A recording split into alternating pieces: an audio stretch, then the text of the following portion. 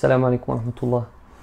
Le prophète Moussa alayhi salam demande un jour à Dieu: qui sera mon compagnon au paradis? Et Dieu lui répond: ton compagnon, ce sera cet homme qui dans quelque temps va apparaître devant toi. La prochaine personne qui passe devant toi, ce sera ton compagnon au paradis. Alors Moïse s'attend à quelqu'un de pieux, à quelqu'un d'extraordinaire, et puis il remarque le passage d'un homme tout à fait normal. Il n'y a rien de particulier, pas de signe particulier autour de lui. Alors il décide de le suivre. Il se rend compte que cet homme va dans une petite maison. Il entre dans cette maison. Dans cette maison, il y a une vieille dame qui y vit. Et cet homme se met à prendre soin de cette vieille dame. Alors il va faire le ménage, il va préparer le repas, il va l'aider même parce qu'elle a des difficultés à manger, il va l'aider à manger, s'assurer qu'elle se repose bien. Il va même rester jusqu'à ce qu'elle s'endorme, puis il va sortir de la maison. Le prophète Moussa va aller interpeller cet homme et lui dire: mais qui est cette femme? Et cet homme va répondre: il s'agit de ma mère. Et Moussa poursuit et lui pose une deuxième question: est-ce que ta mère fait une invocation particulière?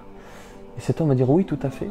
Ma mère fait toujours l'invocation suivante, deux points, ouvrez les guillemets: ô Allah, je te demande de faire en sorte que mon fils soit le compagnon du prophète Moussa alayhi salam au paradis.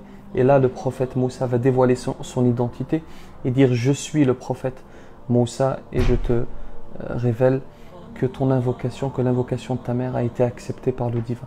Nous devons prendre soin de nos parents et nous devons prendre soin de notre mère, celle qui nous a mis au monde. Alors, je sais qu'il y a des problèmes parfois. Je sais que certains parents sont durs, que certains pères sont durs, que certaines mères sont dures.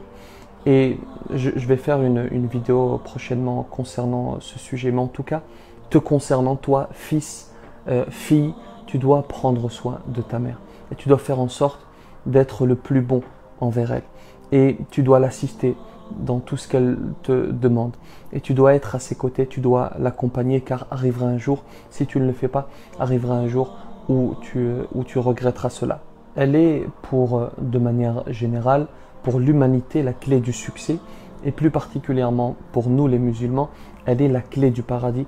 Alors il faut prendre soin de cette clé pour qu'elle puisse te permettre, à côté de tout ce que tu accomplis bien sûr, de tes actions, elle va te permettre de valider tout cela et d'accéder au paradis.